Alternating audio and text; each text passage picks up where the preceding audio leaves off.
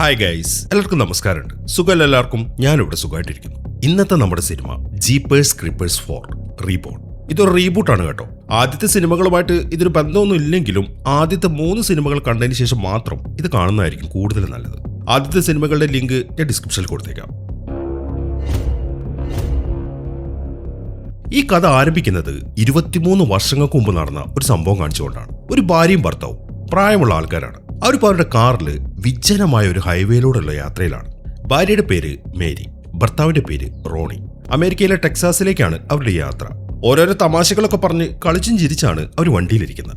ആദ്യം റോഡിന്റെ 2 സൈഡിലും അങ്ങ് നീണ്ടു നിവർന്നു കിടക്കുന്ന വയലുകളായിരുന്നു. എന്നാൽ കുറച്ചുകൂടെ പോയി കഴിഞ്ഞപ്പോൾ വയലുകളൊക്കെ മാറി ചെറിയ കാടുകളൊക്കെ പ്രത്യക്ഷപ്പെട്ടു. അങ്ങനെ കുറെ പോയി അവരുടെ കാർ ഒരു സ്ഥലത്ത് എത്തിക്കഴിയുമ്പോൾ അവിടെ ഒരു പോക്കറ്റ് റോഡ് ഉണ്ട്. അതിലെയാണ് അവരുടെ കാർ ക്രോസ് ചെയ്ത് മുന്നോട്ട് പോകുന്നത്. എന്നാൽ ആ പോക്കറ്റ് റോഡിന്റെ സൈഡിലായിട്ട് ഒരു കമ്പ് ഇങ്ങനെ നാട്ടി നിർത്തിയിരിക്കുകയാണ്. ആ കമ്പിന്റെ 2 സൈഡിലായിട്ട് 2 കഷ്ണം കറുത്ത തുണി ഇങ്ങനെ തൂങ്ങി കിടക്കുന്നുണ്ട്. അതിന്റെ അർത്ഥം ക്രീപ്പർ, ആ ഭീകരജീവി, പറക്കുന്ന പിശാച്, അതിപ്പോ ഓൺ ഡ്യൂട്ടിയിലാണ്. അതെ, ഇരപിടിക്കാൻ 23 ദിവസം മനുഷ്യരെ വേട്ടയാടി പിടിച്ചു തിന്നാൻ ആ ജീവി ആ പരിസരത്ത് ഇങ്ങനെ കറങ്ങി നടക്കുന്നുണ്ട്. ഇതൊന്നും അറിയാതെയാണ് മേരിയുടെ റോണിയുടെ യാത്ര. അങ്ങനെ അവർ കുറെ പോയി ഒരു സ്ഥലത്ത് എത്തുമ്പോഴാണ് പെട്ടെന്നൊരു ചുവന്ന ട്രക്ക് അവരുടെ വണ്ടിയുടെ പുറകെ വരുന്നത്. ആ ട്രക്കിന്റെ നമ്പർ പ്ലേറ്റിൽ നമ്പർ അല്ല ഉണ്ടായിരുന്നത്, ബീറ്റിംഗ് യു എന്നാണ് അതിൽ എഴുതിയിരിക്കുന്നത്. റിയർവ്യൂ മിററിലൂടെ റോണിയുടെ കണ്ണിൽ ആദ്യം ഉടക്കുന്നതും അത് തന്നെയാണ്. ഇതെന്ത് നമ്പർ പ്ലേറ്റ് ആണ്? ബീറ്റിംഗ് യുയോ? അയാൾ ഭാര്യയുടെ അടുത്ത് ചോദിക്കുകയും ചെയ്തു. ഈ സമയം മേരി ഒന്ന് തിരിഞ്ഞു നോക്കി. പക്ഷെ അവളെ നോക്കുമ്പോൾ ആ ട്രക്കിന്റെ ഡ്രൈവറെ വ്യക്തമായിട്ട് കാണുന്നില്ല. എന്നാൽ പെട്ടെന്നാണ് അയാൾ ഹോൺ അടിക്കുന്നത്. ഒരു വല്ലാത്ത ശബ്ദം. മേരി ശരിക്കും ഞെട്ടിപ്പോയി. മാത്രമല്ല, അയാൾ ഇപ്പൊ അവരുടെ കാറിന് ഇടിക്കും എന്ന രീതിയിലാണ് ആ ട്രക്ക് ഓടിക്കുന്നത്. അത് കാണുന്ന റോണി എന്തെന്ന് വെച്ച് കഴിഞ്ഞാൽ ഗ്ലാസ് താഴ്ത്തി കടന്നു പോടാന്ന് പറഞ്ഞിട്ട് കൈ കാണിച്ചു. അതിനെ തുടർന്ന് ആ ട്രക്ക് അവർ ഓവർടേക്ക് ചെയ്യുകയാണ്. ആ ഓവർടേക്ക് ചെയ്യുന്ന സമയത്ത് അവർ ആ ട്രക്ക് ഡ്രൈവറിനെ അവ്യക്തമായിട്ടൊന്ന് കണ്ടു. ഒരു കറുത്ത തൊപ്പിയാണ് അയാൾ ധരിച്ചിരിക്കുന്നത്. മുഖം വ്യക്തമല്ല. അതെ, അത് ആ ക്രീപ്പറായിരുന്നു. ഇതിനു മുമ്പത്തെ 3 സിനിമകൾ കണ്ടിട്ടുള്ളവർക്ക് അതറിയാം. പക്ഷെ മേരിക്കും റോണിക്കും അതിനെക്കുറിച്ച് അറിയത്തില്ലല്ലോ. അങ്ങനെ ട്രക്ക് അവിടുന്ന് കടന്നുപോയപ്പോൾ അവർക്ക് ആശ്വാസമായി. അങ്ങനെ കുറച്ച് സമയങ്ങൾ കഴിഞ്ഞു. മേരി റോണിയും ഇപ്പൊ ഒരു കാഴ്ച കണ്ടു. അവർ നേരത്തെ കണ്ട അതേ ട്രക്ക് അവിടെ റോഡ് സൈഡിലുള്ള ഒരു പഴയ പൊട്ടിപ്പൊളിഞ്ഞ പള്ളിയുടെ അടുത്തായിട്ട് പാർക്ക് ചെയ്തിരിക്കുന്നു. മാത്രമല്ല, ആ ട്രക്കിന്റെ പുറകിൽ നിന്നും ആ തൊപ്പിക്കാരൻ ഒരു പൊതിഞ്ഞു കെട്ടിയ മനുഷ്യ ശരീരം എടുത്ത് അവിടെ വലിയൊരു ഹോളിന്റെ അകത്തേക്ക് ഇടാണ്. ആ ശരീരം പൊതിഞ്ഞു കെട്ടിയ തുണിയിൽ നിറയെ ചോര കലർന്നിരിക്കുന്നതും കാണാം. അയാളുടെ ആ പ്രവൃത്തി നോക്കിക്കൊണ്ട് നിർത്താതെയാണ് റോണി ഇപ്പൊ വണ്ടി ഓടിച്ചുകൊണ്ടിരിക്കുന്നത്. ഇപ്പൊ അവിടെ നിർത്താൻ അയാൾക്കൊരു പേടി. ഈ സമയം മേരി പറയുന്നത് എന്താണെന്ന് വെച്ച് കഴിഞ്ഞാൽ ആ കാഴ്ച നമ്മൾ ഒരിക്കലും കാണാൻ പാടില്ലായിരുന്നു എന്നാണ്. റോണിക്ക് അത് തോന്നി. അതുകൊണ്ട് അയാൾ ആ വണ്ടിയുടെ ആക്സിലേറ്ററിൽ ആഞ്ഞു ചവിട്ടി. ഇനി അവിടെ നിന്ന് കഴിഞ്ഞാൽ പണിയാണ്. എന്നാൽ പെട്ടെന്നാണ് ക്രീപ്പറിന്റെ വണ്ടി വീണ്ടും അവരുടെ പുറകെ വരുന്നത്. റോണിയാണെങ്കിൽ അയാളുടെ കാറിന്റെ സ്പീഡ് മാക്സിമം കൂട്ടി. പക്ഷെ അതുകൊണ്ട് ഒരു കാര്യം ഉണ്ടായിരുന്നില്ല. ആ ട്രക്ക് ഇപ്പൊ അവരെ ഇടിക്കും എന്ന രീതിയിലാണ് വരുന്നത്. ഈ സമയത്താണ് മുന്നിലായി വലത്തോട്ട് ഒരു പോക്കറ്റ് റോഡ് റോണിയുടെ കണ്ണിൽ പെടുന്നത്. അയാൾ ഉടനെ തന്നെ വണ്ടി ആ റോഡിലേക്ക് വെട്ടിച്ചു. ഈ സമയം ക്രീപ്പർ ആണെങ്കിൽ നിർത്താതെ വണ്ടി മെയിൻ റോഡിലോട്ട് തന്നെ ഓടിച്ചു പോവുകയും ചെയ്തു. പെട്ടെന്ന് നല്ല സ്പീഡിൽ വണ്ടി വെട്ടിച്ചുകൊണ്ട് വളരെ കഷ്ടപ്പെട്ടാണ് റോണി ആ കാറ് ചവിട്ടി നിർത്തുന്നത്. മേരിയും വല്ലാതെ പേടിച്ചിരിക്കുകയാണ്. പക്ഷെ ആ ട്രക്കുകാരൻ അവിടെ നിന്ന് പോയത് കൊണ്ട് അവർക്ക് ചെറിയൊരു ആശ്വാസമുണ്ട്. അങ്ങനെ അവർ കാറിൽ നിന്ന് ഇറങ്ങിയതിനു ശേഷം റോണി ഒരു ബുക്ക് എടുത്ത് ആ ട്രക്കിന്റെ ഡീറ്റെയിൽസ് ഒക്കെ അതിൽ എഴുതാൻ തുടങ്ങി. എന്നിട്ട് നമുക്കിത് എത്രയും പെട്ടെന്ന് പോലീസിൽ അറിയിക്കണം എന്നാണ് അയാൾ പറയുന്നത്. അതേ കേൾക്കുമ്പോൾ എന്തിനാണ് ഇപ്പൊ പോലീസിന്റെ അടുത്തേക്ക് പോകുന്നത്? നമുക്ക് നമ്മുടെ കാര്യം നോക്കാം, വേഗം ഇവിടുന്ന് രക്ഷപ്പെടാൻ നോക്ക്. എന്നാൽ റോണി സമ്മതിക്കുന്നില്ല. നമ്മൾ അയാളുടെ കാര്യം ഇപ്പൊ തന്നെ പോലീസിൽ അറിയിച്ചിട്ടില്ല എന്നുണ്ടെങ്കിൽ അയാൾ വേറെ ആൾക്കാരുടെ പുറകെ പോകും. അതെന്തായാലും വേണ്ട, പോലീസിനെ അറിയിച്ചിട്ട് ഇവിടുന്ന് പോയാൽ മതി എന്നാണ് റോണി പറയുന്നത്. അത്രയും പറഞ്ഞിട്ട് അയാൾ വണ്ടി എടുത്തു. അങ്ങനെ റോണി ആ പോക്കറ്റ് റോഡിൽ നിന്ന് വണ്ടി മെയിൻ റോഡിലേക്ക് എടുത്തു കഴിയുമ്പോൾ അവർ ശരിക്കും ഞെട്ടിപ്പോയി. റൈറ്റ് സൈഡിൽ അവരുടെ കുറച്ച് അപ്പുറത്തായിട്ട് ആ ട്രക്ക് നിൽക്കുന്നു. ആ കറുത്ത തൊപ്പിക്കാരനിപ്പം ആ ട്രക്കിൽ നിന്ന് ഇറങ്ങിയിട്ട് അതിന്റെ നമ്പർ പ്ലേറ്റ് ചേഞ്ച് ചെയ്യാണ്. പേടിയോടെ അതിലേക്കൊന്ന് നോക്കിയതിനു ശേഷം റോണി എന്തെന്ന് വെച്ച് കഴിഞ്ഞാൽ അവർ വന്ന വഴി വണ്ടി തിരിച്ചുവിടാണ്. അങ്ങനെ ആ യാത്രയില് കുറച്ചു സമയം ഭാര്യയും ഭർത്താവും ഒന്നും മിണ്ടാതിരുന്നു. അവർക്കൊന്നും സംസാരിക്കാനില്ലായിരുന്നു. പിന്നീട് എന്തോ ആലോചിച്ചതിന് ശേഷം റോണി കാര്യങ്ങൾ പറയാൻ തുടങ്ങി. അല്ല മേരി, നമ്മളിപ്പോൾ ആ ട്രക്കിന്റെ ഡീറ്റെയിൽസുമായിട്ട് പോലീസുകാരുടെ അടുത്ത് ചെന്നിട്ട് ഒരു കാര്യമില്ല. അവരത് വിശ്വസിക്കാൻ പോകുന്നില്ല. അത് ശക്തമായ ഒരു തെളിവല്ല. അതുകൊണ്ട് നമുക്ക് ആ പള്ളിയിലേക്ക് പോയാലോ? ആ ഹോളിനകത്ത് എന്താണുള്ളത് എന്ന് നമുക്ക് കാണണ്ടേ? അതൊന്ന് പരിശോധിച്ചിട്ട് നമുക്ക് സ്റ്റേഷനിലേക്ക് പോവാം. അയാൾ ആ കാര്യം പറഞ്ഞു കഴിയുമ്പോൾ പേടിച്ചിട്ടാണെങ്കിലും മേരി അതിന് തലയാട്ടി. അങ്ങനെ അവർ ആ പള്ളിയുടെ മുമ്പിലേക്ക് എത്തി അവിടെ വണ്ടി നിർത്തി. എന്നിട്ട് വേഗം തന്നെ വണ്ടിയിൽ നിന്ന് ഇറങ്ങിയിട്ട് ആ ഹോളിന്റെ അടുത്തേക്ക് നടക്കുകയാണ്. എന്നാൽ ഹോളിന്റെ അടുത്തേക്ക് എത്തി അതിനകത്തേക്ക് നോക്കിക്കഴിഞ്ഞപ്പോൾ അവർ ശരിക്കും ഞെട്ടിത്തെറിച്ചുപോയി. മൃതശരീരങ്ങൾ, നിറയെ മനുഷ്യ ശരീരങ്ങളാണ് അതിനകത്ത് കിടക്കുന്നത്. പേടിച്ചിട്ട് അവർക്ക് പരസ്പരം ഒന്നും സംസാരിക്കാൻ പോലും സാധിക്കുന്നില്ല. ഇവിടെ മേരിയുടെയും റോണിയുടെയും കഥ അവസാനിക്കുകയാണ്. അങ്ങനെ 23 വർഷങ്ങൾ കഴിഞ്ഞു. വർഷം 2021. ഒരു കപ്പിൾ അവരുടെ കാറിലിപ്പം ഒരു ഫെസ്റ്റിവൽ നടക്കുന്ന സ്ഥലത്തേക്ക് പോയിക്കൊണ്ടിരിക്കുകയാണ്, വിജനമായ റോഡിലൂടെ. ഇതിൽ ഈ പയ്യന്റെ പേര് ജെയ്സ്, പെണ്ണിന്റെ പേര് ലെയ്ൻ. ഈ ചേസ് എന്ന് പറയുന്നത് പ്രേതങ്ങളെയും മറ്റൊക്കെ വിശ്വസിക്കുന്ന ആളാണ്. എന്നാൽ ലെയ്ൻ അങ്ങനെയല്ല, സയൻസിൽ മാത്രമേ അവൾ വിശ്വസിക്കുന്നുള്ളൂ. ഇപ്പൊ ലെയ്നാണ് വണ്ടി ഓടിക്കുന്നത്. ചേസ് ആണെങ്കിൽ അവന്റെ മൊബൈലിൽ ഒരു യൂട്യൂബ് വീഡിയോ കണ്ടുകൊണ്ടിരിക്കുകയാണ്. ആ വീഡിയോയിൽ പറയുന്നത് നമ്മൾ കുറച്ചു മുമ്പ് കണ്ട ആ മേരിയും റോണി ഉണ്ടല്ലോ, അവരുടെ കഥയാണ്. അന്ന് ആ പള്ളിയിലേക്ക് പോയ മേരിയും റോണിയും പിന്നീട് ആരും തന്നെ കണ്ടിട്ടില്ല. പോലീസുകാർ വിശ്വസിക്കുന്നത് ആ പള്ളിയിൽ ഒരു ഹോളിനകത്ത് അവർ മൃതശരീരങ്ങൾ കണ്ടു എന്നാണ്. ചേസ് വളരെ ശ്രദ്ധയോടെയാണ് ആ വീഡിയോയിൽ പറയുന്ന കാര്യങ്ങളൊക്കെ കേട്ടോണ്ടിരിക്കുന്നത്. അത് കാണുമ്പോൾ നീ ഇത് എത്രാമത്തെ തവണയാ ചേസ് ഈ വീഡിയോ കാണുന്നത്? നിനക്ക് വേറെ പണിയൊന്നുമില്ലേ? ലെയിൻ്റെ ആ ചോദ്യം കേൾക്കുമ്പോൾ ഇല്ല ലെയിൻ, നീ വിചാരിക്കുന്ന പോലെയല്ല, ഇത് നടന്ന സംഭവമാണ്. പക്ഷെ അവൻ അങ്ങനെ പറഞ്ഞെങ്കിലും അവൾ വിശ്വസിക്കുന്നില്ല. അതൊരു മിത്താണ് എന്നാണ് അവളുടെ വാദം. എന്നാൽ അത് കേൾക്കുന്ന അവനാണെങ്കിൽ മറ്റൊരു വീഡിയോ അവളെ കാണിച്ചു. എന്നാൽ പിന്നെ ഇതെന്താ സംഭവം, ഇതിനൊരു എക്സ്പ്ലനേഷൻ നിനക്ക് തരാൻ പറ്റുമോ? ആ വീഡിയോയിൽ ആ ക്രീപ്പർ ആയിരുന്നു ഉണ്ടായിരുന്നത്. പക്ഷെ അത് കാണുമ്പോൾ അവള് പറയുന്നത് എന്റെ പൊന്ന് ചേസ്, ആ വീഡിയോ ഫേക്ക് ആണ്. അല്ലെങ്കിൽ നീ അതൊന്ന് ശ്രദ്ധിച്ചു നോക്കിക്കേ, മൊത്തം ഷേക്കാണ് ആ വീഡിയോ, പിന്നെ ക്ലിയറും ഇല്ല. ഈ സൂപ്പർ നാച്ചുറൽ വീഡിയോസ് മാത്രം എന്താ ഇങ്ങനെ ഒട്ടും ക്ലിയർ ഇല്ലാതിരിക്കുന്നത്? അതിൽ നിന്ന് തന്നെ മനസ്സിലാക്കിക്കൂടെ അത് ഫേക്ക് ആണെന്ന്? അല്ല ലെയിൻ, ഇത് ഫേക്ക് അല്ല, ഇതാ ക്രീപ്പറാണ്. ഈ വീഡിയോ 23 വർഷങ്ങൾക്ക് മുമ്പുള്ള വീഡിയോ ആണ്. ആ കാലത്ത് നല്ല ക്ലിയർ ആയിട്ടുള്ള വീഡിയോസ് ഷേക്ക് ഇല്ലാതെ എടുക്കാൻ പറ്റുന്ന ക്യാമറാസ് ഉണ്ടായിരുന്നു. ഓരോ 23 വർഷങ്ങൾ കൂടുമ്പോൾ മാത്രമാണ് ആ പിശാച് ഭൂമിയിലേക്ക് വരുന്നത്. പിന്നെ നീ വിശ്വസിക്കുന്ന സയൻസ്, അതിനെല്ലാത്തിനും ഒരു ഉത്തരം തരാൻ പറ്റില്ല എന്ന് കരുതി എല്ലാം ഫേക്ക് ആകണമെന്നുണ്ടോ? അവൻ അത്രയും പറഞ്ഞു കഴിയുമ്പോൾ അവള് പറയുന്നത് തെളിവുകൾ ഉണ്ടെങ്കിൽ മാത്രമേ ഞാനത് വിശ്വസിക്കത്തുള്ളൂ. പിന്നെ നീ പറയുന്നു ആ ക്രീപ്പർ 23 വർഷങ്ങൾ കൂടുമ്പോൾ വസന്തകാലത്ത് ഭൂമിയിലേക്ക് വരുന്നു. 23 ദിവസങ്ങൾ മനുഷ്യരെ വേട്ടയാടുന്നു. അത് കഴിഞ്ഞ് അതെങ്ങോട്ട് പോകും? അല്ല, എനിക്ക് അറിയാൻ വേണ്ടി ചോദിക്കുകയാണ്. എങ്ങോട്ട് പോകുന്നു എന്ന് വെച്ച് കഴിഞ്ഞാൽ അതെനിക്കറിയത്തില്ല, അത് അപ്രത്യക്ഷമാവുന്നു, അങ്ങനെ വിശ്വസിച്ചാൽ മതി. അവൻ അത് പറയുമ്പോൾ ഇല്ല ചേസ്, അങ്ങനെ ചുമ്മാ അതൊരു സൂപ്പർ നാച്ചുറൽ ജീവിയാണ് എന്നൊന്നും എനിക്ക് വിശ്വാസമില്ല. ഇനിയിപ്പോൾ ആ ക്രീപ്പർ ഉള്ളതാണെങ്കിൽ അതിനെ മനുഷ്യർ തന്നെ ഏതെങ്കിലും ലാബിൽ ഉണ്ടാക്കിയെടുത്തായിരിക്കും. പ്രത്യുൽപാദനം നടത്തുക, മരിക്കുക. മറ്റുള്ള ജീവികളെ പോലെ തന്നെ ആ ക്രീപ്പറും അത് തന്നെയായിരിക്കും ചെയ്യുന്നത്. അവൾ അത് പറയുമ്പോൾ അത് വലിയൊരു മണ്ടത്തരമായിട്ടാണ് ചേസിന് ഫീൽ ചെയ്യുന്നത്.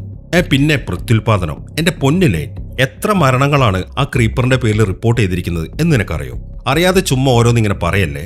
കൊല്ലുക, തിന്നുക, അത് മാത്രമാണ് അതിന്റെ ഗെയിം. എന്തെങ്കിലുമൊക്കെ ആവട്ടെ ചേസ്. അല്ല, ആ ക്രീപ്പറിനെ കുറിച്ച് ഏതൊക്കെ സിനിമകളൊക്കെ ഇറങ്ങിയിട്ടില്ലേ? എന്തായിരുന്നു അതിന്റെ പേര്? ക്രീപ്പി ക്രീപ്പറോ അങ്ങനെ എന്തോണ്ടായിരുന്നില്ലേ? 3 സിനിമകൾ ഇറങ്ങിയിട്ടുണ്ട്, ജീപ്പേഴ്സ് ക്രീപ്പേഴ്സ്. പക്ഷെ അതൊന്നും അത്ര റിയൽ അല്ല. അതിലും അപ്പുറം എന്തോ ആണ് ആ ജീവി.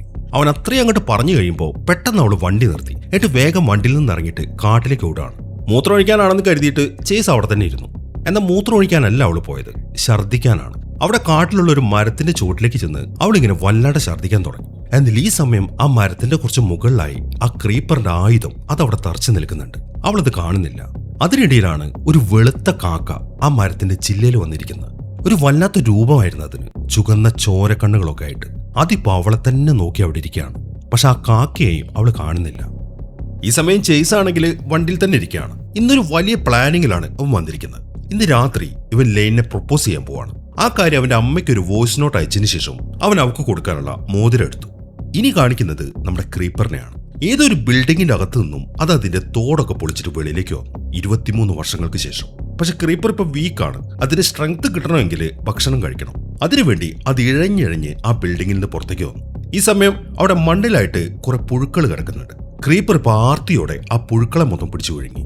അങ്ങനെ ആ പുഴുക്കളെ ഭക്ഷിച്ചു കഴിഞ്ഞ് ക്രീപ്പർ ഇപ്പം ഒരു ചത്ത പന്നിയെ കഴിച്ചുകൊണ്ടിരിക്കുമ്പോഴാണ് ഒരു കാർ അതിലെ പാസ് ചെയ്യുന്നത്. അത് കാണുമ്പോൾ ക്രീപ്പർ വേഗം തന്നെ അവിടെ നിന്ന് എഴുന്നേറ്റു. കുറച്ചപ്പുറത്തായിട്ട് ഒരു കോലം വെച്ചിട്ടുണ്ട്, ഒരു സ്കെയർക്രോ. ഇതാണല്ലോ ക്രീപ്പറിന്റെ അടയാളം. ആ ജീവി ഇപ്പൊ അതിന്റെ അടുത്തേക്ക് ചെന്നിട്ട് അതിൽ പിടിച്ചു, അതിന്റെ ഡ്രസ്സ് എടുക്കാൻ വേണ്ടി. ഈ സമയം തന്നെ ആ കാറിൽ വന്നവൻ കാടിനടുത്ത് വണ്ടി നിർത്തി. ഇവന്റെ പേര് സാം. ചേസിന്റെയും ലെയിന്റെയും ഒരു ഫ്രണ്ടാണ് ഇവൻ. അവരെങ്ങോട്ടാണോ പോകുന്നത് അവിടേക്ക് തന്നെയാണ് ഈ സാമും പോകുന്നത്. ഇപ്പൊ മൂത്രമൊഴിക്കാൻ വേണ്ടിയിട്ടാണ് അവൻ വണ്ടി നിർത്തിയത്. അങ്ങനെ വണ്ടിയിൽ നിന്ന് ഇറങ്ങിയ ഉടനെ തന്നെ അവനിപ്പോ ലെയിനെ വിളിച്ചു. ലെയിൻ ഇപ്പോഴും ആ മരത്തിന്റെ ചോട്ടിൽ തന്നെ നിൽക്കുകയാണ്. അങ്ങനെ അവന്റെ ഫോൺ അറ്റൻഡ് ചെയ്ത് കഴിഞ്ഞപ്പം അവളിപ്പോ ഒരു കാര്യം അവനോട് പറയാണ്. അതായത് ലെയിൻ പ്രഗ്നന്റ് ആണെന്ന്. ഈ ഒരു സംശയം അവൾക്ക് നേരത്തെ ഉണ്ടായിരുന്നു, പക്ഷെ ഇപ്പൊ അത് അവൾക്ക് കൺഫേം ആയി. അതേക്കുന്ന സാം പറയുന്നത്, അങ്ങനെയാണെങ്കിൽ ഇപ്പൊ ഈ കാര്യം നീ ചേസിന്റെ അടുത്ത് പറയണ്ട, ഞാൻ അങ്ങോട്ട് വരട്ടെ, എന്നിട്ട് നമുക്കൊരു സർപ്രൈസ് ആയിട്ട് അവനോട് പറയാം എന്നും പറഞ്ഞിട്ട് സാം ഫോൺ കട്ട് ചെയ്തു. ഈ സമയം ലെയിനും വല്ലാത്തൊരു സന്തോഷത്തിലാണ്. അങ്ങനെ അവൾ വേഗം ചേസിന്റെ അടുത്തേക്ക് നടന്നു. ഈ സമയം ആ കാക്കയാണെങ്കിൽ അവളെ തന്നെ ഫോളോ ചെയ്യുന്നുണ്ട്. അങ്ങനെ സാം ഇപ്പം മൂത്രമൊഴിക്കാൻ വേണ്ടി ഒരു മരത്തിന്റെ അടുത്തേക്ക് വന്നു. എന്നാൽ പെട്ടെന്നാണ് ആ ക്രീപ്പർ അവന്റെ പുറകെ വരുന്നത്. വന്ന ഉടനെ തന്നെ അതിപ്പോ അവനെ പിടിച്ചു. പിന്നീട് കേൾക്കുന്നത് സാമിന്റെ നിലവിളിയാണ്. അങ്ങനെ സാമിനെ സംഭവിച്ച കാര്യങ്ങളൊന്നും അറിയാതെ ചേസും ലെയിനും അവരുടെ യാത്ര തുടർന്നു. ഒരു സ്ഥലത്ത് എത്തിക്കഴിയുമ്പോൾ വഴി ചോദിക്കാൻ വേണ്ടി അവരൊരു പഴയ സാധനങ്ങൾ വിൽക്കുന്ന കടയിലേക്ക് ചെന്നു. എന്നാൽ അതിൻ്റെ അകത്തേക്ക് കയറിയപ്പോൾ സാമിന് ഭയങ്കര കൗതുകം. അവൻ ഇതിനു മുമ്പ് കാണാത്ത പല സാധനങ്ങളും അവിടെ ഉണ്ട്. അവൻ ഓരോന്നായിട്ട് അതൊക്കെ ചെക്ക് ചെയ്യാണ്. അതിലൊരു പഴയ കത്തി ഉണ്ടായിരുന്നു. പിന്നെ ഒരു ഹോണ്ടഡ് ഹൗസിന്റെ രൂപം ഉണ്ടായിരുന്നു. അവൻ അതിൽ ടച്ച് ചെയ്തപ്പോൾ അവന്റെ കൈ മുറിയുകയും ചെയ്തു. പിന്നീട് അവൻ ചെക്ക് ചെയ്യുമ്പോൾ അവന് കിട്ടുന്നത് ഒരു വലിയ കുന്തമാണ്.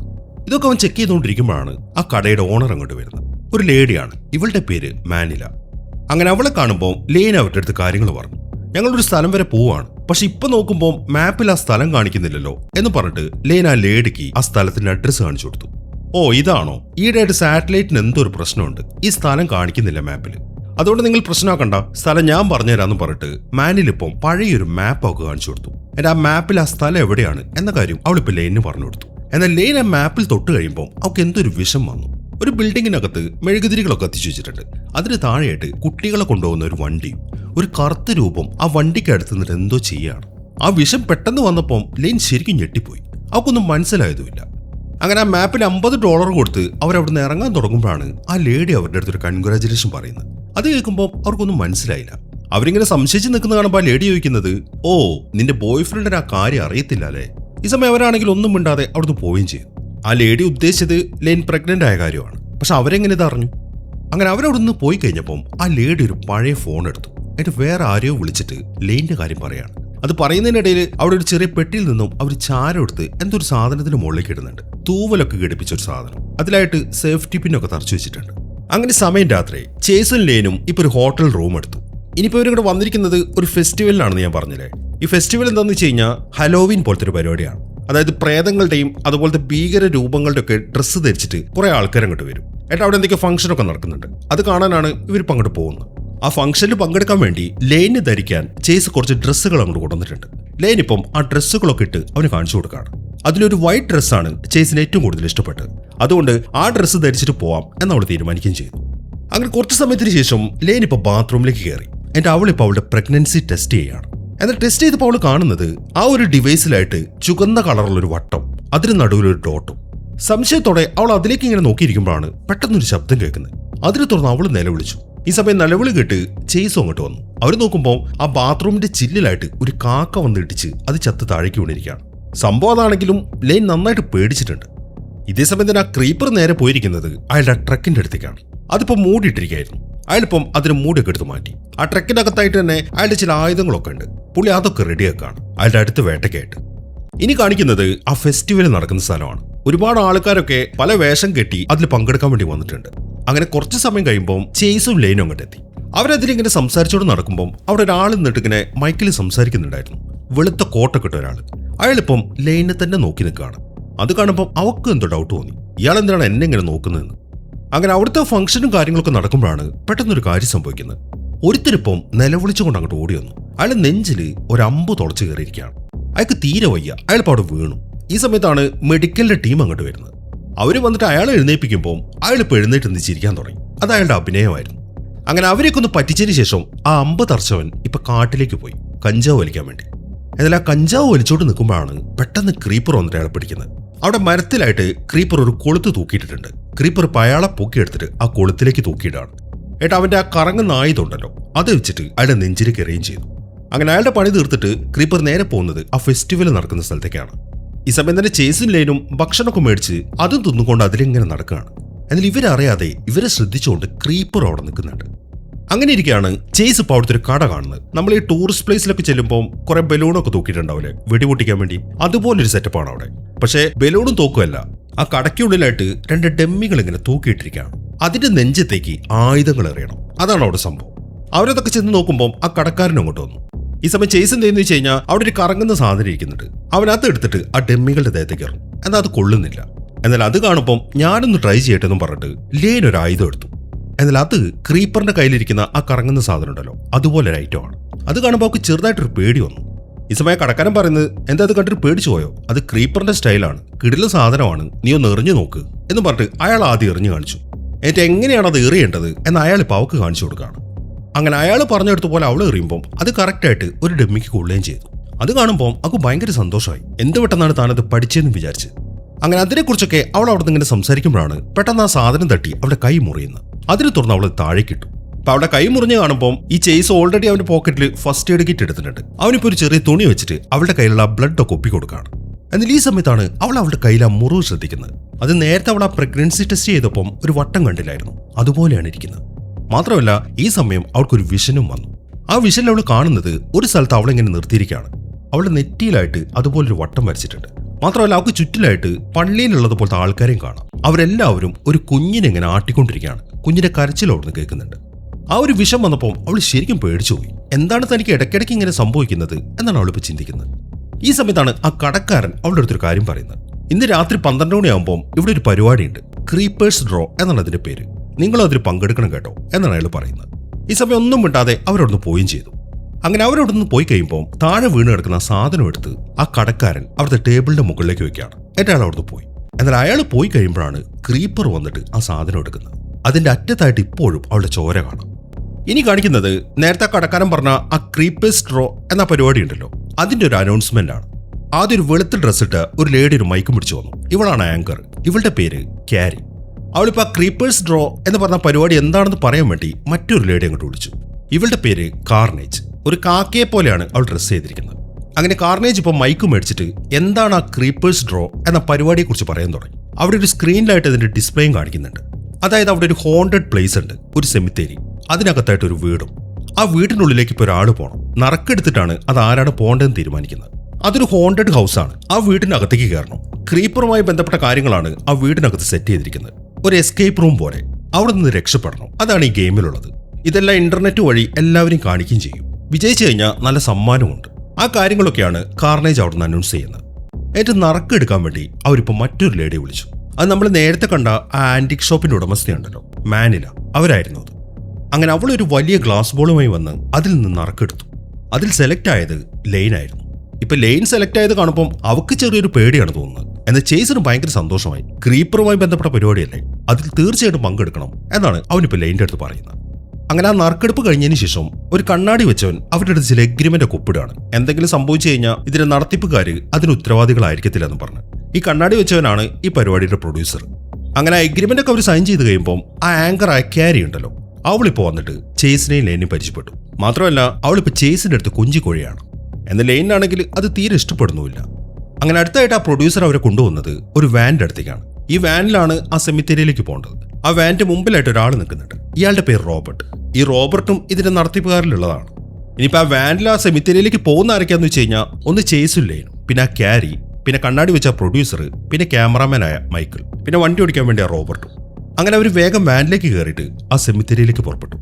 അങ്ങനെ അവരവിടെ നിന്ന് പോയി കഴിഞ്ഞപ്പം ക്രീപ്പർ ഇപ്പം അയാളുടെ ട്രക്ക് സ്റ്റാർട്ട് ചെയ്തു. എന്നിട്ട് അയാൾ നേരെ അതുമായിട്ട് പോകുന്നത് അവിടെ വെച്ചിരിക്കുന്ന ഇന്റർനെറ്റ് ടവറിന്റെ അടുത്തേക്കാണ്. അയാൾ നേരെ ചെന്നിട്ട് ആ ടവർ മൊത്തം അങ്ങോട്ട് തകർത്ത് കളഞ്ഞു. അതോടുകൂടെ അവിടുത്തെ ഇന്റർനെറ്റ് മൊത്തം കട്ടാവുകയും ചെയ്തു. അങ്ങനെ ആ ടവർ മൊത്തം തകർത്ത് അത് പൊട്ടിത്തെറിക്കുമ്പോൾ ക്രീപ്പർ എന്തെന്ന് വെച്ച് കഴിഞ്ഞാൽ അയാളുടെ ട്രക്ക് അവിടെ ഇട്ടിട്ട് തിരിച്ചവിടെ നിന്ന് നടന്നു പോരുകയാണ്. അങ്ങനെ കുറച്ച് സമയം കഴിഞ്ഞു. അപ്പൊ ആ വാനിൽ കയറിയവരൊക്കെ ആ സെമിത്തേരിയിലേക്ക് പോയിക്കൊണ്ടിരിക്കുകയാണ്.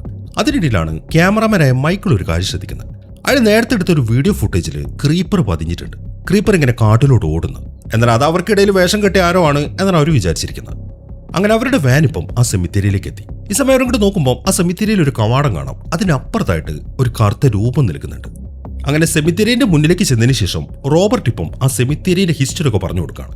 ഇത് 1700കളിൽ മരിച്ച ആൾക്കാരെ സംസ്കരിച്ചിരുന്ന സെമിത്തേരി ആയിരുന്നു. എന്നാൽ ഇപ്പൊ ഇത് അറിയപ്പെടുന്നത് ഒരു ഹോണ്ടഡ് സെമിത്തേരി ആയിട്ടാണ്.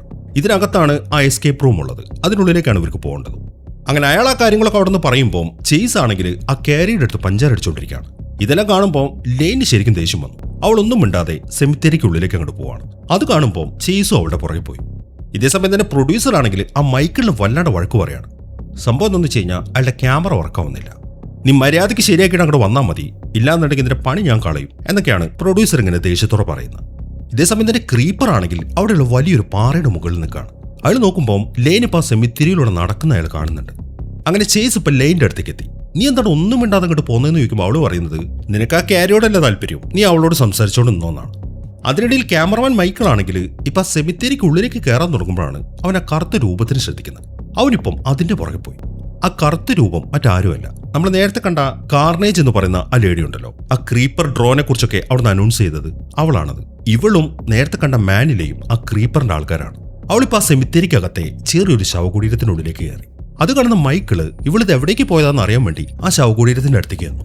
എന്നാൽ പെട്ടെന്നാണ് മുകളിൽ നിന്ന് ക്രീപ്പർ വന്നിട്ട് അയാളെ പിടിച്ചു പോക്കുന്നത്. പിന്നീട് കേൾക്കുന്നത് അയാളുടെ നിലവിളിയാണ്. മാത്രമല്ല അയാളുടെ ക്യാമറ താഴേക്ക് വീണു. അതിലിപ്പം അയാളുടെ ചോര ഇറ്റിട്ട് വീണുകൊണ്ടിരിക്കുകയാണ്.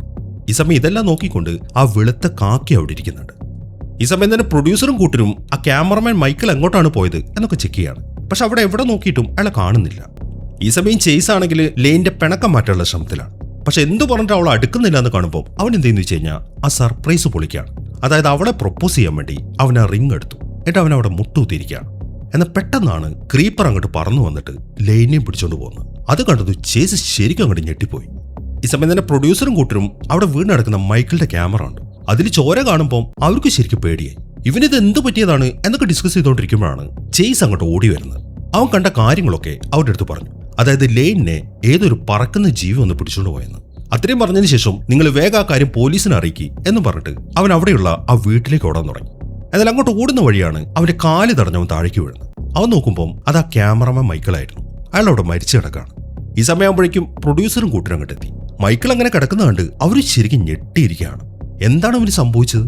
ഈ സമയം അവർ നോക്കുമ്പോൾ കുറച്ച് അപ്പുറത്തായിട്ട് ആ വീട് കാണാം. അങ്ങനെ രണ്ടും കൽപ്പിച്ച് അവരെല്ലാവരും ആ വീട്ടിൻ്റെ ഉള്ളിലേക്ക് പോയി. ഇതേ സമയം തന്നെ ലെയിന് ബോധം വന്നു. അവൾ നോക്കുമ്പോൾ അവളെ കെട്ടിയിട്ടിരിക്കുകയാണ്. മാത്രമല്ല ആ ക്രീപ്പർ അവളുടെ അടുത്ത് നിൽക്കുന്നുണ്ട്. അയാളിപ്പോൾ ഒരു കത്തി എടുത്തിട്ട് അവളെ ദേഹത്തൊരു കുത്തുകുത്തി. ഉറക്കെ നിലവിളിക്കാൻ മാത്രമേ അവളെ കൊണ്ട് സാധിക്കുന്നുള്ളൂ. ഈ സമയമാകുമ്പോഴേക്കും ചേസും കൂട്ടരും ആ വീട്ടിൻ്റെ ഉള്ളിലേക്ക് വന്നു. എന്നാൽ വീട്ടിലേക്ക് കയറിയതും അവിടെ തൂക്കിയിട്ടിരുന്ന വലിയൊരു ലൈറ്റ് താഴേക്ക് വീണ് പൊട്ടി. മാത്രമല്ല ഡോർ ആണെങ്കിൽ ഓട്ടോമാറ്റിക്കായിട്ട് ക്ലോസ് ആവുകയും ചെയ്തു. ആ ഡോർ അടച്ചത് ആ കാർണേജ് ആയിരുന്നു. അവളുടെ കൂടെ ആ മാനിലിൽ നിൽക്കുന്നുണ്ട് വേറൊരാളുണ്ട്. ഇവരെല്ലാവരും ആ ക്രീപ്പറിന്റെ ആൾക്കാരാണ്. അങ്ങനെ അവരെ ആ ക്രീപ്പറിന് ഇട്ട് കൊടുത്തതിന് ശേഷം മാനിലിയും കൂട്ടരും അവിടെ നിന്ന് പോവാണ്. അങ്ങനെ ചേസിനും കൂട്ടർക്കും ഇപ്പൊ അവരുടെ പെട്ടു എന്ന കാര്യം കൺഫേം ആയി. പക്ഷെ എല്ലാവരും ഇപ്പൊ റോബർട്ടിന്റെ നെഞ്ചത്തേക്ക് കയറാണ്. നീയാണ് എല്ലാത്തിനും കാരണം എന്ന് പറഞ്ഞിട്ട്. കാരണം ഇവൻ ആ നടത്തിപ്പുകാരുടെ കൂട്ടത്തിലുള്ളവനായിട്ടാണല്ലോ അവരോട് കൂടിയത്. അതിൽ ഈ സമയം റോബർട്ട് അവരോട് പറയുന്നത്, ഞാൻ വേറൊരു ജോലിക്കാരനാണ്. ഈ പരിപാടി മെയിൻ ആയിട്ട് നടത്തുന്നത് ആ മാനിലെയും കൂട്ടരുമാണ്. അവരെന്നെ ജോലിക്കെടുത്താണ്, അല്ലാതെ ഇതിനെ കുറിച്ച് എനിക്ക് യാതൊരുവിധ അറിവുമില്ല എന്നൊക്കെയാണ് അവൻ പറയുന്നത്. എന്നാൽ ആരും അത് വിശ്വസിക്കുന്നില്ല. അങ്ങനെ അവരിപ്പോ അവനെ അറ്റാക്ക് ചെയ്യുന്ന കാണുമ്പോൾ റോബർട്ട് എന്തെന്ന് വെച്ച് കഴിഞ്ഞാൽ അവന്റെ കയ്യിലെ തോക്കെടുത്തിട്ട് വെടിപൊട്ടിച്ചു. എന്നാൽ ആ വെടിശബ്ദം ഇപ്പൊ ലെയിന്റെ അടുത്തിരിക്കുന്ന ക്രീപ്പറും കേട്ടു. അത് കേട്ട ഉടനെ തന്നെ അയാളുടെ കയ്യിലുണ്ടായിരുന്ന കത്തി ഉണ്ടല്ലോ, അത് അവിടെ നിലത്ത് വെച്ചിട്ട് അവിടെ മുകളിലേക്കായിട്ട് ഒരു ഹോൾ ഉണ്ട്. അതുവഴി പുറത്തേക്ക് ഇറങ്ങി. ഈ സമയം കുറേയേറെ കാക്കകൾ അതിൽ പറന്നു കിടക്കുന്നുണ്ട്. അങ്ങനെ ക്രീപ്പർ ഉച്ചത്തിൽ അലറിക്കൊണ്ട് അതിന്റെ ചിറകും വിരിച്ചവിടെ നിൽക്കുകയാണ്. ഈ സമയമാകുമ്പോഴേക്കും ചേസിനൊരു കാര്യം മനസ്സിലായി. ആ ക്രീപ്പർ ഉള്ളതാണ്. അത് കാരണമാണ് അവരിപ്പോ അവിടെ ട്രാപ്പായിരിക്കുന്നത്. അതുകൊണ്ട് തന്നെ നമുക്ക് എല്ലാവർക്കും ഇനി ഒരുമിച്ച് നിന്നാലും ഇവിടുന്ന് രക്ഷപ്പെടാൻ പറ്റൂ എന്നൊക്കെയാണ് അവൻ അവരുടെ അടുത്ത് പറയുന്നത്. അങ്ങനെ ആ കാര്യങ്ങളൊക്കെ അവൻ പറഞ്ഞു തീരുമ്പോഴാണ് പെട്ടെന്ന് അവിടുത്തെ വാതിലിൽ മുട്ട് കേൾക്കുന്നത്. അത് ക്രീപ്പറാണ് എന്ന കാര്യം അവർക്ക് മനസ്സിലായി. അതുകൊണ്ട് അവർ വേഗം മുകളിലത്തെ നിലയിലേക്ക് ഓടി. മുകളിലത്തെ നിലയിലുള്ള ഒരു റൂമിന്റെ അകത്തേക്കാണ് അവരിപ്പോ കയറുന്നത്. എന്താണ് ചെയ്യേണ്ടത് എന്നവർക്ക് ഒരു ഐഡിയയും കിട്ടുന്നില്ല. അതിനിടയിലാണ് മറ്റൊരു കാര്യം സംഭവിക്കുന്നത്. മുകളിൽ നിന്നും ചോര ഇങ്ങനെ ഇറ്റിറ്റ് വീഴാൻ തുടങ്ങി. അതിപ്പോ ക്യാരിയുടെ കയ്യിലേക്കാണ് വീഴുന്നത്. അതിനെ തുടർന്ന് അവർ മുകളിലേക്ക് നോക്കുമ്പോൾ അവിടെ ഒരു മനുഷ്യ ശരീരം. ചേസിനൊഴികെ ആർക്കും അത് ആരാണെന്ന് മനസ്സിലായില്ല. എന്നാൽ ചേസിന് അത് മനസ്സിലായി. അത് അവന്റെ ഫ്രണ്ടായ ആ സാമാണ്. അത് കണ്ട് ഞെട്ടി നിൽക്കുമ്പോഴാണ് പെട്ടെന്ന് ക്രീപ്പർ ആ റൂമിലേക്ക് വരുന്നത്. അത് കണ്ടതും റോബർട്ട് തോക്കെടുത്തിട്ട് ക്രീപ്പറിന് നേരെ ഷൂട്ട് ചെയ്യാണ്. അത് അയാളുടെ കയ്യിൽ കൊള്ളുകയും ചെയ്തു. കൈയാണെങ്കിൽ ഓട്ടയായി പോയി. അത് കണ്ട് ദേഷ്യം വരുന്ന ക്രീപ്പർ അയാളുടെ കയ്യിലെ മഴുവെടുത്ത് അവർക്ക് നേരെ ഒരൊറ്റയേറ്. അവർ മാറിയത് കൊണ്ട് അവരുടെ ദേഹത്ത് അത് കൊണ്ടില്ല. അതിപ്പം അവിടുത്തെ ചുമരിൽ ഇങ്ങനെ തറച്ചു നിൽക്കുകയാണ്. അങ്ങനെ ആ മഴ എറിഞ്ഞതിന് ശേഷം ക്രീപ്പർ ഇപ്പൊ വിസിലടിക്കാൻ തുടങ്ങി. ഒരു വല്ലാത്ത ശബ്ദം. അത് ആർക്കും താങ്ങാൻ പറ്റുന്നില്ല. എല്ലാവരും ചെവിയും പൊത്തി നേരെ താഴേക്ക് ഇരിക്കുകയാണ്. ഈ സമയമാകുമ്പോഴേക്കും ചേസിന് കാര്യം കൺഫേം ആയി. ആ ക്രീപ്പർ എന്ന് പറയുന്ന ജീവി ഒരു മിത്തല്ല, അത് റിയലാണ്. അങ്ങനെ അയാൾ വിസിലടിച്ചു കഴിയുമ്പോൾ ചേസ് ചാടി എഴുന്നേറ്റു. എന്നിട്ടൊരു മരക്കഷ്ണം എടുത്തിട്ട് ക്രീപ്പറിന് ചെന്ന് അടിക്കാൻ തുടങ്ങി. ഈ സമയം ബാക്കിയുള്ളവരാണെങ്കിൽ ആ ചുമരിൽ നിന്നും മഴ ഇങ്ങോട്ട് പറിച്ചെടുത്തു. അങ്ങനെ മഴ പറിച്ചെടുത്തതിന് ശേഷം ക്യാരി വേഗം അവിടെ നിന്ന് ഇറങ്ങി ഓടി. ബാക്കി രണ്ടുപേരും ചേസിനെ അവിടെ നിന്ന് പിടിച്ചു മാറ്റി. എന്നിട്ട് പെട്ടെന്ന് തന്നെ അവനെയും കൊണ്ട് താഴേക്ക് ഇറങ്ങാണ്. അങ്ങനെ അവരവിടെ നിന്ന് പോയി കഴിയുമ്പോൾ ക്രീപ്പർ എന്തെന്ന് വെച്ച് കഴിഞ്ഞാൽ ആ ഓട്ടയായ കൈ ഉണ്ടല്ലോ, അയാൾ അതിങ്ങോട്ട് ഊരിയെടുത്തു. എന്നിട്ട് നേരെ അയാൾ പോകുന്നത് അവിടെ തൂക്കിയിട്ടിരിക്കുന്ന സാമിന്റെ അടുത്തേക്കാണ്. എന്നിട്ട് അവന്റെ കൈ ഇങ്ങോട്ട് പറിച്ചെടുത്ത് അയാൾ തിന്നാൻ തുടങ്ങി. അതോടുകൂടെ അയാൾക്കിപ്പോൾ ഒരു കൈ വളർന്നു വരികയും ചെയ്തു. ഈ സമയം ലെയിനാണെങ്കിൽ അവളെ കിടത്തിയെടുത്തിന് കിടക്കാണ്. എന്നാൽ അവൾ നോക്കുമ്പോൾ ക്രീപ്പറിന്റെ കത്തി അവിടെ ഇരിക്കുന്നുണ്ട്. അവൾ അത് എടുത്തിട്ട് അവിടെ കയറ് കട്ട് ചെയ്തു. എന്നിട്ട് അവളിപ്പോൾ ചേസിന് ഉറക്കെ വിളിക്കാണ്. എന്നാൽ ആരും തന്നെ അവളുടെ നിലവിളി കേൾക്കുന്നില്ല. ഈ സമയമാകുമ്പോഴേക്കും ചേസും കൂട്ടരും ആ സ്റ്റെയർ കേസ് വഴി താഴേക്ക് ഇറങ്ങി. എന്നാൽ ഈ സമയം അവർ നോക്കുമ്പോൾ ക്യാരിയെ കാണുന്നില്ല. അവൾ നേരത്തെ അവിടെ ഓടിയല്ലോ. ഇപ്പൊ എല്ലാവരും ക്യാരിയും തെരഞ്ഞു നടക്കുകയാണ്. ഈ സമയം തന്നെ ലെയിൻ ആണെങ്കിൽ അവളെ കിടത്തിയ സ്ഥലത്ത് നിന്ന് താഴേക്ക് ഇറങ്ങി. എന്നിട്ട് അവളവിടെ നോക്കുമ്പോൾ അവിടെ ഒരു ടേബിൾ വെച്ചിട്ടുണ്ട്. അതിന് മുകളിലായിട്ട് ക്രീപ്പറിനായി എറിയുന്ന 2-3 ആയുധങ്ങൾ. അവൾ ഉടനെ തന്നെ അത് രണ്ടും എടുത്തു. എന്നിട്ട് ആ ടേബിൾ നീക്കി വെച്ചിട്ട് മുകളിലത്തെ ഹോള് വഴി വേഗം വെളിയിലേക്ക് ഇറങ്ങാണ്. ഇതേസമയം തന്നെ ക്യാരി ആണെങ്കിൽ ഇപ്പൊ വേറൊരു റൂമിലേക്ക് എത്തി. അവളിപ്പോ ഫോൺ എടുത്തിട്ട് ആർക്കും ഒരു മെസ്സേജ് അയച്ചു. എന്നാൽ നെറ്റ്വർക്ക് ഇല്ലാത്തതുകൊണ്ട് മെസ്സേജ് സെൻഡ് ആവുന്നില്ല. അത് കണ്ട് എന്ത് ചെയ്യണമെന്ന് അറിയാതെ നിൽക്കുമ്പോഴാണ് പെട്ടെന്ന് ക്രീപ്പർ ആ ചുമരും പൊളിച്ചിട്ട് അവളുടെ തലയിൽ പിടിക്കുന്നത്. പക്ഷെ അയാൾക്ക് പിടുത്തം കിട്ടിയത് അവളുടെ മുടിയിലാണ്. അതുകൊണ്ട് അവൾ തല വലിച്ചിട്ട് വേഗം ആ റൂമിൽ നിന്ന് വെളിയിലേക്ക് ഇറങ്ങി. ഇപ്പൊ ക്രീപ്പറിന്റെ കയ്യിലുള്ളത് അവളുടെ മുടി മാത്രമാണ്. അങ്ങനെ ക്യാരി വേഗം ഓടി ബാക്കിയുള്ളവരുടെ അടുത്തേക്ക് എത്തി. അവളാണെങ്കിൽ വല്ലാണ്ട് പേടിച്ചിട്ടുണ്ട്. കഷ്ടിച്ചാണല്ലോ അവളിപ്പോ ആ ജീവിയുടെ മുമ്പിൽ നിന്ന് രക്ഷപ്പെട്ടത്. ഇതേ സമയം തന്നെ ക്രീപ്പർ ആണെങ്കിൽ വേറെ റൂമിലേക്ക് വന്നു. അവിടെ ഒരു ഗ്രാമഫോൺ വെച്ചിട്ടുണ്ട്. അയാളിപ്പം അതിലൊരു പാട്ട് പ്ലേ ചെയ്യാണ്. ആ പാട്ട് പ്ലേ ചെയ്യുന്നത് ഇപ്പൊ താഴെ നിൽക്കുന്ന ചേസും കൂട്ടരും കേട്ടു. അപ്പൊ ക്രീപ്പർ അവിടെ തന്നെ ഉണ്ട് എന്നൊക്കെ അവർക്ക് മനസ്സിലായി. അങ്ങനെ അവർ മറ്റൊരു റൂമിലേക്ക് കയറി. ഇനിയിപ്പോ എന്താണ് ചെയ്യേണ്ടത് എന്ന് ആലോചിച്ച് നിൽക്കുമ്പോഴാണ് പെട്ടെന്ന് മുകൾ ഭാഗം തകർന്ന് ലെയിൻ താഴേക്ക് വീഴുന്നത്. വീണ ഉടനെ തന്നെ അവൾ ഉറക്കെ നിലവിളിക്കാണ്. പക്ഷെ ചേസിനെയും കൂട്ടരെയും കാണുമ്പോൾ അവൾക്ക് ആശ്വാസമായി. ഈ സമയം അവൾ അവരോട് പറയുന്നത്, നിങ്ങൾ എല്ലാവരോടും പോകാൻ നോക്ക്, ആ ജീവിക്ക് ആവശ്യം എന്നെയാണെന്നാണ്. പക്ഷെ ചേസ് അത് സമ്മതിക്കുന്നില്ല. അങ്ങനെ അവർ അവളെയും കൂട്ടി ആ റൂമിന്റെ പുറത്തേക്ക് വന്നു. എന്നിട്ട് പിന്നെ അവർ മുകളിലേക്ക് തന്നെ കയറാണ്. അങ്ങനെ മുകളിലത്തെ റൂമിലേക്ക് ചെന്ന് നോക്കുമ്പോൾ അവിടെ ഒരു ഫോൺ ഇരിക്കുന്നുണ്ട്. അത് കണ്ടതും പ്രൊഡ്യൂസർ നേരെ ആ ഫോണിന്റെ അടുത്തേക്ക് ഓടി. എന്നാൽ ആ ഫോണിന്റെ അടുത്തേക്ക് എത്തുമ്പോൾ അവിടെ ഒരു കെണി ഉണ്ടായിരുന്നു. പ്രൊഡ്യൂസറിന്റെ കാല് ഇപ്പൊ ആ കെണിയിൽ കൂടി. എല്ലാവരും ഇപ്പം അയാൾ ആ കെണിയിൽ നിന്ന് റിലീസ് ചെയ്യാൻ ശ്രമിക്കുകയാണ്. അതിനിടയിൽ ചേസ് ചെന്നിട്ട് ആ ഫോൺ എടുത്തു. എന്നിട്ട് നേരെ പോലീസിൽ വിളിച്ച് കാര്യങ്ങളൊക്കെ അറിയിക്കുകയാണ്. എന്നാൽ ആ കാര്യങ്ങളൊക്കെ അവൻ പറഞ്ഞു തീർന്നതും ക്രീപ്പർ ആ ചുമരിന്റെ അപ്പുറത്തു നിന്നും ആ ഫോണിൽ പിടിച്ചു വലിച്ചു. അങ്ങനെ എങ്ങനെയൊക്കെയോ അവർ പ്രൊഡ്യൂസറിനെ എഴുന്നേൽപ്പിച്ചിട്ട് സ്റ്റെയർകേസ് വഴി വേഗം താഴേക്ക് ഇറങ്ങി. ഈ സമയമാകുമ്പോഴേക്കും എല്ലാവരും ശരിക്കും തളർന്നിട്ടുണ്ട്. മാത്രമല്ല ലെയിന്റെ അവസ്ഥയാണെങ്കിൽ അവളുടെ വയറ്റത്താണ് ക്രീപ്പർ ആ കത്തി വെച്ച് മുറിവുണ്ടാക്കിയിരിക്കുന്നത്. അതുകൊണ്ട് അവക്കും മര്യാദയ്ക്ക് നടക്കാൻ പറ്റുന്നില്ല. എങ്കിലും അവൾ തളരാതെ അവരുടെ കൂടെ കട്ടയ്ക്ക് നിൽക്കുന്നുണ്ട്. അവൾ പറയുന്നത് ആ ജീവിയെ കൊല്ലാൻ പറ്റിയില്ലെങ്കിൽ നമുക്ക് എങ്ങനെയെങ്കിലും അതിനെ ട്രാപ്പ് ചെയ്യണമെന്നാണ്. അല്ലാതെ അവർക്ക് അവിടുന്ന് രക്ഷപ്പെടാൻ പറ്റത്തില്ല. അങ്ങനെ ആ കാര്യങ്ങളൊക്കെ അവർ ഡിസ്കസ് ചെയ്യുമ്പോഴാണ് പെട്ടെന്ന് അവിടുത്തെ വാതിന് തല്ലിപ്പൊളിച്ചുകൊണ്ട് ക്രീപ്പർ അങ്ങോട്ട് വരുന്നത്. അത് കണ്ടതും അവരവിടുന്ന് ഓടാൻ തുടങ്ങി. എന്നാൽ ക്യാരി കുറച്ച് മുമ്പിലായിരുന്നു.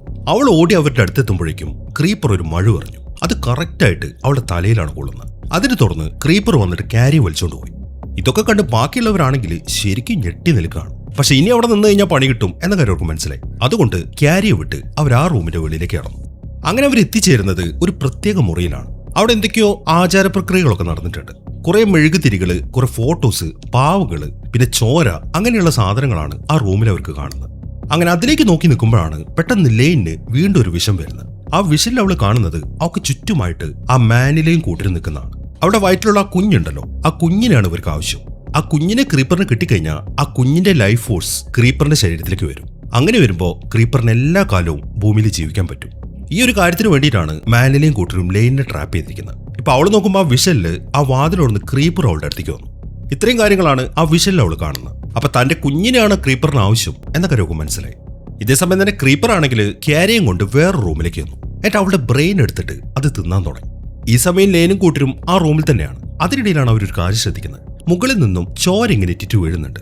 അതെല്ലാം ഒഴുകി താഴെയുള്ള ഒരറയിലേക്കാണ് വീഴുന്നത്. അത് കാണുമ്പോൾ അവർ ആ അറ തുറന്നു നോക്കി. അതിനകത്തുണ്ടായിരുന്നത് തൂങ്ങിക്കിടക്കുന്ന പഴയ മൃതശരീരങ്ങളാണ്. അങ്ങനെ അവർ അതെല്ലാം നോക്കിക്കൊണ്ടിരിക്കുമ്പോഴാണ് ചേസ് ഇപ്പൊ ലെയിന്റെ അടുത്തൊരു കാര്യം ചോദിക്കുന്നത്. നീ നേരത്തെ പറഞ്ഞല്ലോ ക്രീപ്പറിന് നിന്നെയാണ് വേണ്ടതെന്ന്, അതെന്താ നീ അങ്ങനെ പറഞ്ഞത്? അവൻ ആ ചോദ്യം കേൾക്കുമ്പോൾ അവൾ ആ സത്യം അവന്റെ അടുത്ത് പറയാണ്. അതായത് അവള് പ്രഗ്നന്റ് ആണ്, അവളുടെ കുഞ്ഞിനാണ് ക്രീപ്പറിന് ആവശ്യം. അവള് പ്രഗ്നന്റ് ആണെന്ന് അറിയുമ്പോൾ അവന് ഭയങ്കര സന്തോഷമായി. അങ്ങനെ അടുത്തായിട്ട് അവർ ചെക്ക് ചെയ്യുന്നത് അവിടെയുള്ള ന്യൂസ് പേപ്പറുകളും കാര്യങ്ങളൊക്കെയാണ്. അതെല്ലാം പരിശോധിക്കുമ്പോൾ ആ മാനിലെയും കൂട്ടരും ഈ ക്രീപ്പറിന് വേണ്ടിയാണ് ജോലി ചെയ്യുന്നത് എന്ന കാര്യം അവർക്ക് മനസ്സിലായി. ഈ സമയം ലെയിൻ പറയുന്നത്, ഇനി നമുക്ക് അധിക സമയം വൈകിച്ചൂടാ, എത്രയും പെട്ടെന്ന് ആ ക്രീപ്പറിനെ ട്രാപ്പ് ചെയ്യണം, അതിന് ഞാനൊരു വഴി കണ്ടിട്ടുണ്ട് എന്ന് പറഞ്ഞിട്ട് അവള് ക്രീപ്പറിന്റെ ആ കത്തിയും എടുത്തു. അങ്ങനെ പ്ലാൻ പ്രകാരം അവരെല്ലാവരും വെളിയിലേക്ക് ഇറങ്ങി. എന്നിട്ടിപ്പോ റോബർട്ടും പ്രൊഡ്യൂസറും ക്രീപ്പറിന്റെ അടുത്തേക്ക് ആ സ്റ്റെയർകേഴ്സ് വഴി മുകളിലേക്ക് കയറാണ്. ഈ സമയം ചേസ് ആണെങ്കിൽ ലെയിൻ ഒരു സ്ഥലത്ത് നിർത്തി അവൻ ആ സ്റ്റെയർകേഴ്സിന്റെ മറവിൽ മറിഞ്ഞിരുന്നു. അങ്ങനെ റോബർട്ടും പ്രൊഡ്യൂസറും ക്രീപ്പറിനെ അന്വേഷിച്ച് ആ റൂമിലേക്ക് എത്തി. പെട്ടെന്നാണ് ക്രീപ്പർ അവരുടെ മുമ്പിൽ ചാടി വീഴുന്നത്. അത് കണ്ടതും റോബർട്ട് അതുമായിട്ട് ഫൈറ്റ് ചെയ്യാൻ തുടങ്ങി. എന്നാൽ റോബർട്ടിനൊന്നും ചെയ്യാൻ പറ്റുന്നില്ല. അതിനിടയിലാണ് ആ പ്രൊഡ്യൂസർ അങ്ങോട്ട് വരുന്നത്. അത് കണ്ടതും ക്രീപ്പർ ഒരു ആയുധം വെച്ചിട്ട് ആ പ്രൊഡ്യൂസറിന് ഒറ്റ കയറി. അത് കറക്റ്റായിട്ട് അയാളുടെ വയറ്റിൽ തന്നെ തുളച്ചു കയറി. അതോടുകൂടെ പ്രൊഡ്യൂസറിന്റെ പണി തീർന്നു. ഇതെല്ലാം കാണുമ്പോൾ റോബർട്ട് പിന്നെയും ആ ക്രീപ്പറുമായിട്ട് ഫൈറ്റ് ചെയ്യാണ്. ആ ഫൈറ്റിനിടയിൽ അയാൾ ഒരു കമ്പി വെച്ച് ക്രീപ്പറിന്റെ കാലിനൊരു കുത്തു കൊടുത്തു. എന്നിട്ട് അവിടെ പാടിക്കൊണ്ടിരിക്കുന്ന ഗ്രാമഫോൺ ഉണ്ടല്ലോ, അതെടുത്ത് ക്രീപ്പറിന്റെ തലക്കിട്ട് ഒരു അടി കൊടുക്കുകയാണ്. എന്നിട്ട് റോബർട്ട് വേഗം ആ റൂമിന്റെ വെളിയിലേക്ക് ഇറങ്ങി. എന്നിട്ട് പ്ലാൻ പ്രകാരം അയാൾ നേരെ വന്ന് ചേസിന്റെ അടുത്ത് പതുങ്ങിയിരിക്കുകയാണ്. ഈ സമയം ക്രീപ്പർ ആണെങ്കിൽ ആ സ്റ്റെയർകേഴ്സ് വഴി താഴേക്ക് ഇറങ്ങി. അയാൾ നോക്കുമ്പോൾ അയാളുടെ മുമ്പിലായിട്ട് ലെയിനെ കണ്ടു. ക്രീപ്പർ അങ്ങോട്ട് വരുന്ന കാണുമ്പോൾ അവൾ ആ കത്തിയും പിടിച്ച് ആ വീടിന്റെ വെളിയിലേക്ക് നടക്കാൻ തുടങ്ങി. ഈ ഒരു ഗ്യാപ്പില് ചേസും റോബർട്ടും സ്റ്റെയർകേഴ്സ് വഴി ആ വീടിന്റെ മുകളിലത്തെ നിലയിലേക്ക് കയറി. അങ്ങനെ ലെയിൻ ഇപ്പം ആ വീടിന്റെ വെളിയിലേക്ക് ഇറങ്ങിയതിനു ശേഷം അവളുടെ വയറിൽ കെട്ടിയിരിക്കുന്ന ഒരു തുണിയുണ്ട്, അതും ആ കത്തിയും കൂടെ നിലത്തഴിച്ചു വെക്കുകയാണ്. എന്നിട്ട് അവളിങ്ങനെ ക്രീപ്പറിന് മുമ്പിൽ മുട്ടുകുത്തിയിരുന്നു. അതിനെ തുടർന്ന് ക്രീപ്പർ വന്നിട്ട് അവളുടെ കഴുത്തിൽ അവളിങ്ങനെ തൂക്കിയെടുക്കുകയാണ്. എന്നാൽ ഇതേ സമയം തന്നെ റോബർട്ടും ചേസും ആ വീടിന്റെ ഏറ്റവും മുകളിലേക്ക് എത്തി. ആ വീടിന്റെ ഏറ്റവും ടോപ്പിലായിട്ട് ഒരു സാധനം ഇങ്ങനെ കുത്തി നിർത്തിയിട്ടുണ്ട്, ഒരു പക്ഷിയുടെ പ്രതിമയൊക്കെ ആയിട്ട്. ഇത് കാറ്റിന്റെ വേഗത അളക്കുന്ന ഒരു സാധനമാണ്. ഇതേ സമയം തന്നെ ലെയിൻ എന്ത് ചെയ്യുന്നു വെച്ച് കഴിഞ്ഞാൽ അവൾ നേരത്തെ എടുത്തു വെച്ച ക്രീപ്പറിന്റെ ആയുധം ഉണ്ടല്ലോ, അത് രണ്ടും എടുത്തിട്ട് അയാളുടെ കഴുത്തിന്റെ രണ്ടു ഭാഗത്തൊരു കുത്തുകുത്തി. അതോടുകൂടെ ക്രീപ്പർ പാവള വിട്ടു. പക്ഷെ ഇപ്പോഴും അവളുടെ കയ്യിൽ ആ ആയുധങ്ങളുണ്ട്. അവൾ പിന്നെ അതെടുത്തിട്ട് ക്രീപ്പറിന്റെ രണ്ട് കണ്ണിന് നേർക്കെറിയാണ്. പിന്നീട് ക്രീപ്പർ ആ ആയുധങ്ങൾ എടുക്കുമ്പോൾ അയാളുടെ രണ്ട് കണ്ണും പോയി. അയാൾക്കിപ്പോൾ കണ്ണ് കാണുന്നില്ല. അങ്ങനെ കണ്ണ് കാണാതെ അയാൾ ആ വീടിന് മുറ്റത്തേക്ക് ഇറങ്ങി. ഈ സമയമാകുമ്പോഴേക്കും ആ വീടിന്റെ മുകളിൽ നിൽക്കുന്ന റോബർട്ടും ചേസും കൂടെ ആ കാറ്റിന്റെ വേഗത ഇളക്കുന്ന സാധനം ഊരിയെടുത്തു. അതിന്റെ അറ്റത്തായിട്ട് നല്ല കൂർത്ത ഭാഗമാണ്. അങ്ങനെ ക്രീപ്പർ വെളിയിലേക്ക് ഇറങ്ങി കറക്റ്റ് ഒരു പൊസിഷനിൽ നിൽക്കുമ്പോൾ അവർ ആ സാധനം എടുത്തിട്ട് ക്രീപ്പറിന് നേർക്ക് ഒരൊറ്റ ഏറ് കൊടുക്കുകയാണ്. അതോടുകൂടെ അത് അയാളുടെ വായിലേക്കാണ് തുളച്ചു കയറുന്നത്. പിന്നീട് അവർ നോക്കുമ്പോൾ ക്രീപ്പറിന് അനക്കൊന്നും കാണുന്നില്ല. അത് കണ്ട് സമാധാനിച്ച് നിൽക്കുമ്പോഴാണ് പെട്ടെന്ന് കുറെ കാക്കകൾ അങ്ങോട്ട് വരുന്നത്. ആയിരക്കണക്കിന് കാക്കകൾ. അവറ്റകൾ കൂട്ടത്തോടെ വന്നിട്ട് ആ വീടിന്റെ മുകളിൽ നിൽക്കുന്ന ലെയ്നി റോബർട്ടിനെ അറ്റാക്ക് ചെയ്യാൻ തുടങ്ങി. ഒരുപാട് കാക്കകളുള്ളതുകൊണ്ട് അവർക്കൊന്നും ചെയ്യാൻ പറ്റുന്നില്ല. അതിനിടയിൽ റോബർട്ട് ആണെങ്കിൽ ആ വീട്ടിന് താഴേക്ക് വീഴുകയും ചെയ്തു. അതോടുകൂടെ അയാളുടെ പണി തീർന്നു. അതിൽ കുറച്ച് കാക്കകൾ ഇപ്പോൾ താഴേക്ക് വന്ന് ലെയ്നിനെ അറ്റാക്ക് ചെയ്യാൻ തുടങ്ങി. ഈ സമയം മുകളിൽ നിൽക്കുന്ന ചേസ് എന്തെന്ന് വെച്ച് കഴിഞ്ഞാൽ വേഗം തന്നെ ആ വീട്ടിനുള്ളിലേക്ക് ഇറങ്ങി. എന്നിട്ട് താഴേക്ക് വന്ന് ലെയ്നിനെ കൂടെ ആ വീട്ടിനുള്ളിലേക്ക് കൊണ്ടുപോവാണ്. അങ്ങനെ അവർ വീട്ടിനുള്ളിലേക്ക് കയറി പിന്നീട് നോക്കുമ്പോൾ കാണുന്നത് ആ കാക്കകളെല്ലാം ആ ക്രീപ്പറിന്റെ മേലിരിക്കുന്നതാണ്. ആ വെള്ള കാക്കയോ കൂട്ടത്തിലുണ്ട്. അങ്ങനെ കാക്കകളെല്ലാവരും കൂടെ ക്രീപ്പറിനെ മൊത്തത്തിൽ അങ്ങോട്ട് തിന്നു തീർക്കുകയാണ്. എന്നിട്ട് അവിടുന്ന് പറന്നു പോവുകയും ചെയ്തു. അങ്ങനെ കാക്കകളെല്ലാം പോയി കഴിയുമ്പോൾ ലെയ്നും ചേസും വെളിയിലേക്ക് ഇറങ്ങി. ഈ സമയമാകുമ്പോഴേക്കും നേരത്തെ ചേസ് വിളിച്ചതിനെ തുടർന്ന് പോലീസുകാർ അങ്ങോട്ടെത്തി. അങ്ങനെ അവർ വേഗം തന്നെ ആ പോലീസ് വണ്ടിക്ക് അകത്തേക്ക് കയറാണ്. അങ്ങനെ അവർ പോലീസ് വണ്ടിക്ക് അകത്തേക്ക് കയറി കുറച്ച് സമയം കഴിയുമ്പോഴാണ് പെട്ടെന്ന് ആ ഏരിയയിൽ ഒരു പ്രകാശം വരുന്നത്. അതോടുകൂടെ ലെയ്ന്റെ കണ്ണുകൾ ഇങ്ങനെ കറുത്ത കളറാവുകയാണ്. ഈ സമയം തന്നെ ആ കാക്കകളാണെങ്കിൽ നേരെ പോയിരിക്കുന്നത് നേരത്തെ ക്രീപ്പർ ലെയ്നിന്റെ കടത്തൊരു സ്ഥലം ഉണ്ടായിരുന്നല്ലോ, അങ്ങോട്ടാണ്. അവറ്റകളിപ്പോൾ തിന്ന ക്രീപ്പറിന്റെ അവശിഷ്ടങ്ങളുണ്ടല്ലോ, അതെല്ലാം അവിടേക്ക് തുപ്പി. അതിനെ തുറന്ന് അതെല്ലാം ജോയിൻ ചെയ്ത് ക്രീപ്പർ ഇപ്പൊ പിന്നെയും പുനർജനിച്ചിരിക്കുകയാണ്. അതെ, വേട്ട ഇവിടെ അവസാനിക്കുന്നില്ല. ഇവിടെയാണ് ഈ സിനിമ അവസാനിക്കുന്നത്. അപ്പൊ എങ്ങനെ ഉണ്ടായിരുന്നു? എന്താണെങ്കിലും നിങ്ങളുടെ അഭിപ്രായങ്ങൾ എഴുതിയറിയിക്കാൻ മറക്കരുത്. പിന്നെ ഹൈപ്പ് ചെയ്യാനും മറക്കരുത്. അപ്പൊ പുതിയൊരു കിടിലൻ സിനിമയുമായിട്ട് നമുക്ക് അടുത്ത വീഡിയോയിൽ കാണാം.